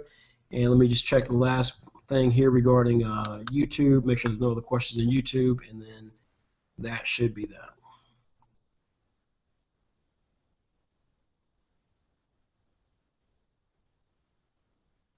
So again, guys, I want to thank you guys for coming out. Yeah, I think that's about it. Just check, make sure we don't have any other questions here. So yeah, so we do have one last question here from King Animation Studios. They're asking, can the manga or comic book be in color? And I think I answered that to someone before. Traditionally, we were operating black and white. You can do it in color. Again, I guess when I read the question, the impetus that I think I'm reading in the question, maybe I'm reading too much into it, but I think part of the impetus I'm reading in this question is hey, you know, color helps us look great. So if we want to produce something in color, is that going to give us an edge? And the answer is no. It's not going to give you any sort of edge. So I mean, we are a black and white company. We do some stuff in color, absolutely. Inside of Saturday AM, we have color stuff all the time. All of our layouts are in color. But in terms of the comics we produce, we're black and white. And the reason for that is really simple, because when we make a book like Saigami or Apple Black, it's black and white. We can't do it in color. It's just too expensive. So that's just all there is to that. I mean, that literally is the bottom line. That's all there is to that. But with that being said, though, I think that you know, again, if you want to produce it in color, you can. But just don't think that by going the extra step and producing it in color, that somehow we're going to look at that and go, oh my God, like the color here is so great, and then, you know, the story maybe is not that good, or they didn't stick to the rules of telling a 2-page or a 5-page story, but the color is so gorgeous, we're going to give them a pass. Like that's not what's going to happen. So telling the story, sticking to the rules is the core part. If you've done that to what you believe is the best that you can do, and you want to do it in color, knock yourself out. Certainly the illustration pages can be in color, without a doubt. Cover and things like that can be in color.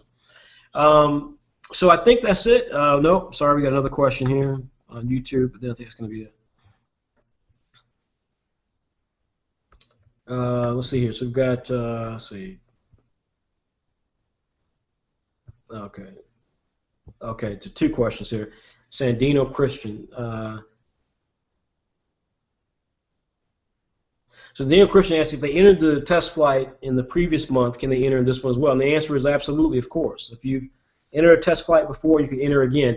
The key thing I'll say to this, Sandino, and I think I remember your stuff, Sandino. So the key thing I'll say here is, if you're trying to submit the same idea, just like I answered in the previous question when it's about color, I can almost assure you that won't work.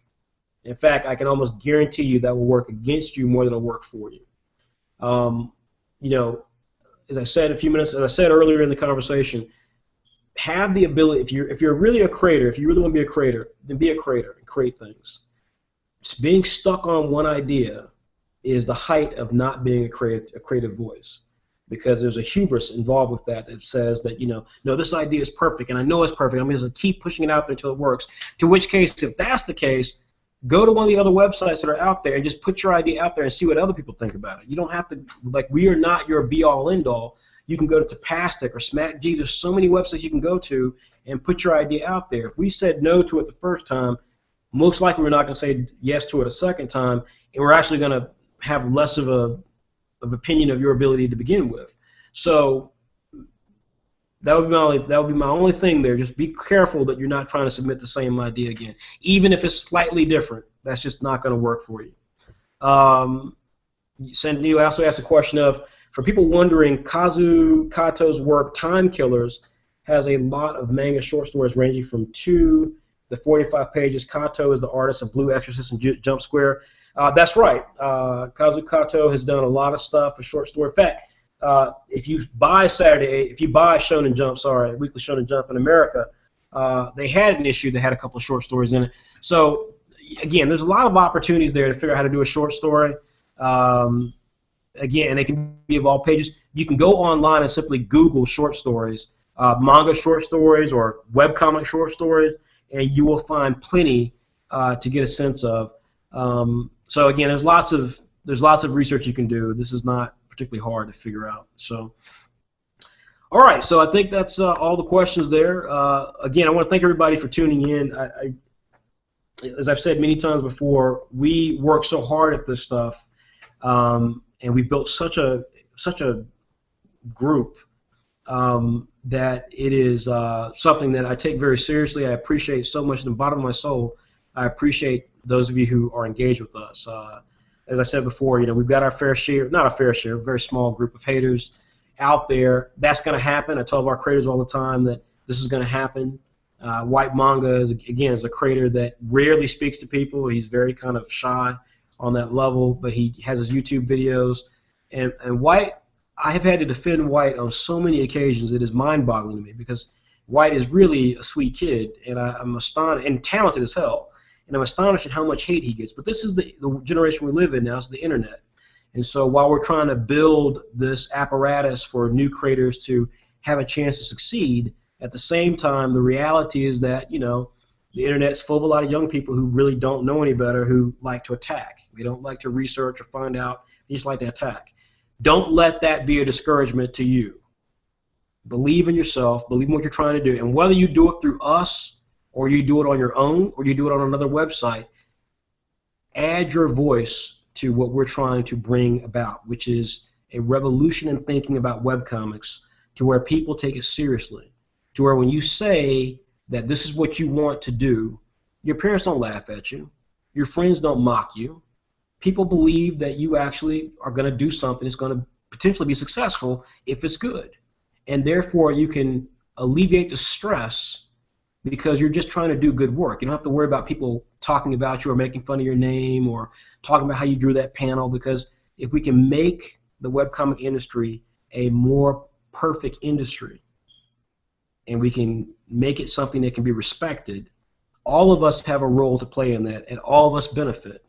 If you want to help us in terms of our mission, then tell people about us. Buy our Saturday tanks. Support our creators through our marketplace. Add your voice to the stuff that we're doing through Test Flight and Pilot Manga, or through our marketplace. Submit your idea for a t-shirt. You're part of the revolution we're trying to build, and every time that you tune into one of these videos, I want to make sure that you understand that we appreciate you putting your time in with us. We appreciate it more than you'll ever know, and again, if we're successful, we all win. So I want to thank you guys for taking the time out on this Saturday evening. Thank you for taking the time to check out what we're doing. We have so many big announcements coming, but again, you know, we're not ready to talk about those just yet. We're just focused on doing what we got to do. But do stay tuned for our YouTube experience. It's going to change dramatically. Do stay tuned for if you are a premium member. We will be sending out our kit to you, because we're wrapping up the trading card piece. and we'll be sending out the kit to you soon. So do expect some emails to that effect.